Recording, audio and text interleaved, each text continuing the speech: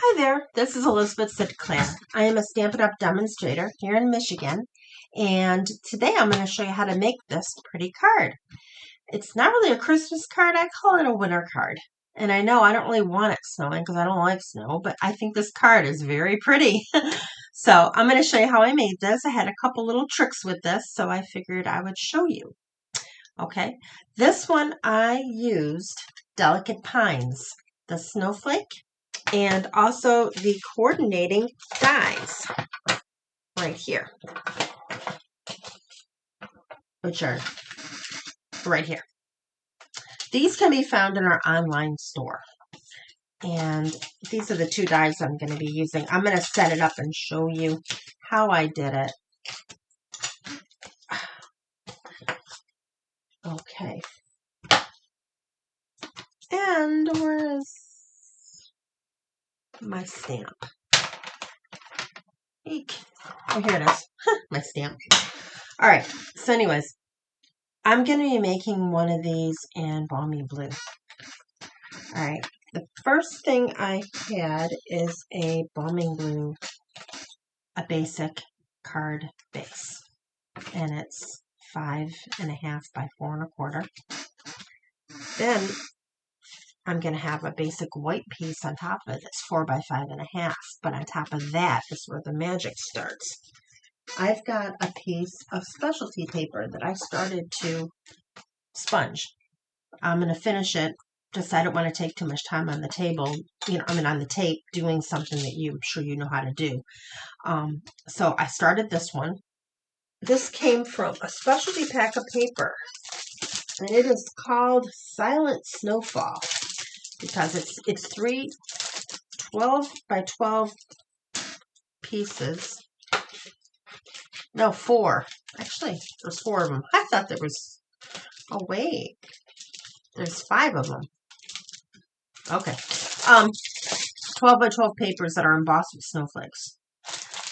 It makes them very evident when you sponge it, so it's really pretty paper. I can find a lot of uses for that one. And it's in our specialty department in our paper. That's how you would find it. So anyways, let's finish this one up. I'm going to put the card base together like that, and then I'm going to show you how I did one of those snowflakes, which I will tell you right offhand, those are embossed.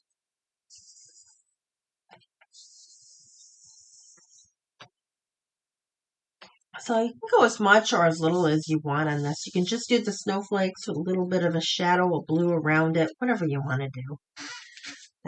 Just make it your own. And if you get it too dark in an area, I got a little bit of a cheat that can kind of help. I'm going to show you that after I'm done.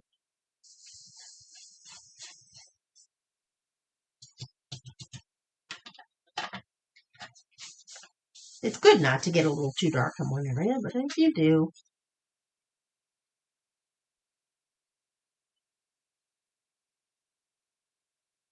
All right, this looks good. All right. Right here on the edge, it's a little bit dark, right? Now, there's this alcohol marker here called Color Lifter. And what I'm going to do is just dab it right around there. And then it will perform a little magic. Will not make it go away, but it will lighten it. Because you don't want it white because the rest of the part's done anyway. It just lightens it. Takes a little bit, but it will. So this is going to go here. But before I glue that down, we're going to do a snowflake.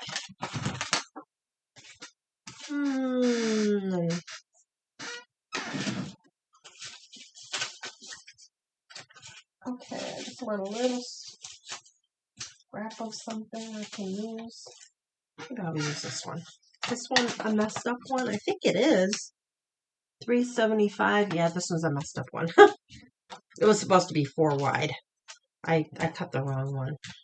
All right, so I'm going to take this. Take your stamp, and you want to get your Balmy Blue ink.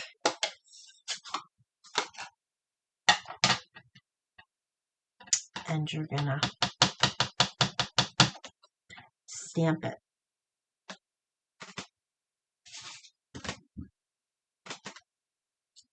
Okay.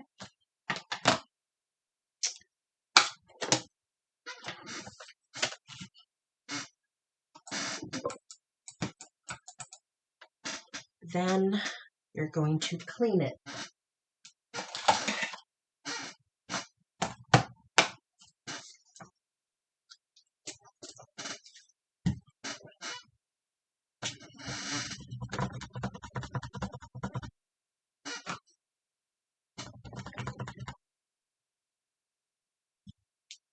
Okay. Next, you get your Versamark. Before I do anything, you grab your embossing buddy. Oh, where did it go? Right here. And you want to pat that down a little bit. This has got a special powder in it. And what it does, it keeps the embossing powder from sticking to anything that isn't with this on it. So now I've done this. You're going to transpose on top of this, looking for the little dots.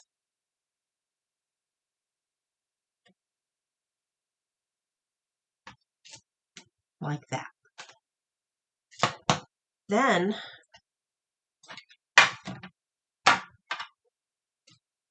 you take your clear embossing powder and you just sprinkle some on there.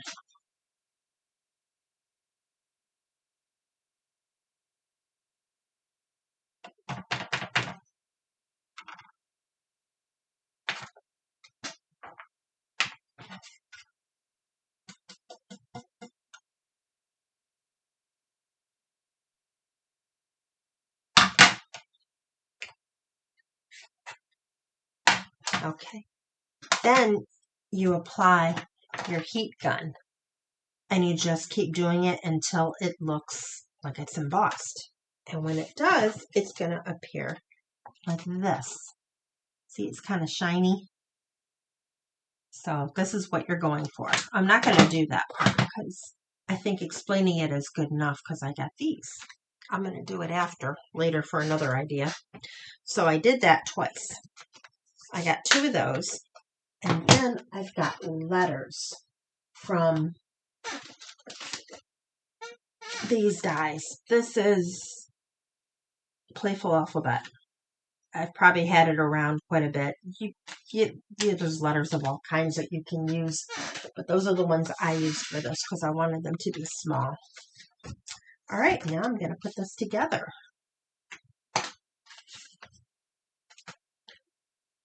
While I'm doing this, I've got 2 little bits of news to tell you. Number 1, there is a great promotion for a starter promotion this month. You get $125 worth of products that you choose for $35, which I think is amazing. And you have to the end of the month to do that. And when you do that, you sign up to be a demonstrator. When you're a demonstrator, you get 20% off. And that's going to keep you 20% off all the way to the end of March. So if there's anything else you wish to purchase after that. Now, all you have to do is go to my website right here and you can see exactly how to do that. If you're not interested in selling this or, making a business out of it, you just want to be a hobby demonstrator, that is also perfectly fine. Many people do that. So you just use the discount, you watch videos of other people, and you get ideas, and you make cards for your family and friends, and you have a nice little time. I started off with that idea. I had no intention of doing anything other than that. But, you start to make a little money here and there, and I do craft shows, and I do these videos, and I have a couple people that I talk to that I buy from, or buy from me, rather. And I have a good old time. So can do it. It's your business. You can do whatever you want. All right, now I'm just going to put the letters on here before I glue those up there, because actually I'm not going to glue those. I'm going to use dimensionals on the snowflakes. All right. Now when I do the letters, yes, I'm just eyeballing it. If somebody is an A personality, they're going to want to use a ruler and a little pencil, and they're going to want to make it all perfect. Oops, all perfect. And that isn't me, not at the moment. Other times I might do that, but not on this one, because it's pretty simple where I'm putting these. But regardless, what I'm doing is I'm just dabbing a little bit of glue. I'll see how that's later. You can see it now. Anyways, and what I think is kind of nice, you put a little puddle there, and you can take it and you just kind of smear it on. I'm making my eyes capital like the rest. I don't know on the other cards I didn't do that. I'm going to show you a different way I did this card, a different embossing embossing powder, and how it looks different. It was my first idea. Oh, my other set of news. I just remembered. I am doing a craft show at a banquet hall in Warren. It's at Stevens and Mound Road, and it will be at the end of this month. And I think it's on the 27th. I have a flyer that I'll be posting along with this video if I figure out how to do that. Oops, and then you'll have more information about that. I have a flyer for that, and also for the promotion. I'm trying something new with my videotaping, seeing if I can add flyers to it. I think I watched a video and figured out how to do it right, but I'm old school. I wasn't raised with this stuff. I think my first computer class was that other thing, DOS or something, whatever that was before Windows. You know, it helps to make sure you know where you're putting these before you put glue on them, so you're not having to move them a little. But the fact that I can move them a little, I'm very grateful, because the glue allows me to do so. There. Okay, let it snow. These we're putting dimensionals on. And then a little bit of bling in the middle of these and on the card, and we are done.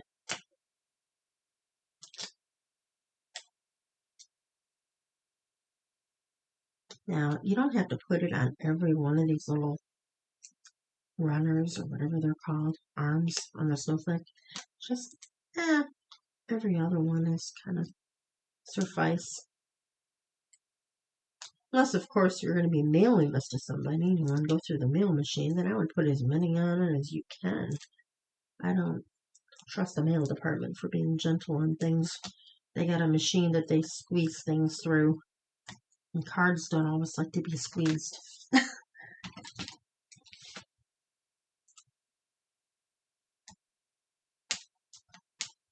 Oh, come on. All right. Sometimes, I don't know, my fingers probably aren't quicker. I am awe when people can take these things off really quick. I really am. One day that'll be me. All right. Put one here.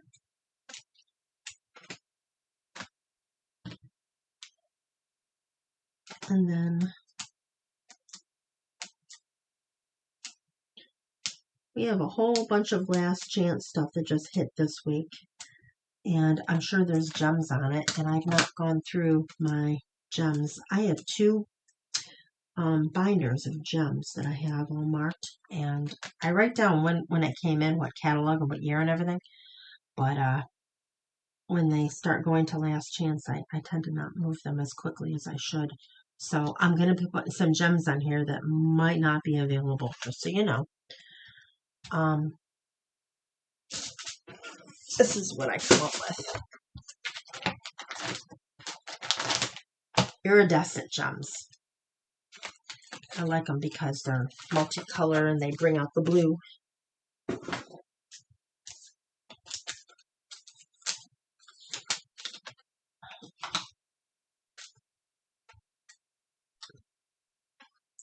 One here and one here.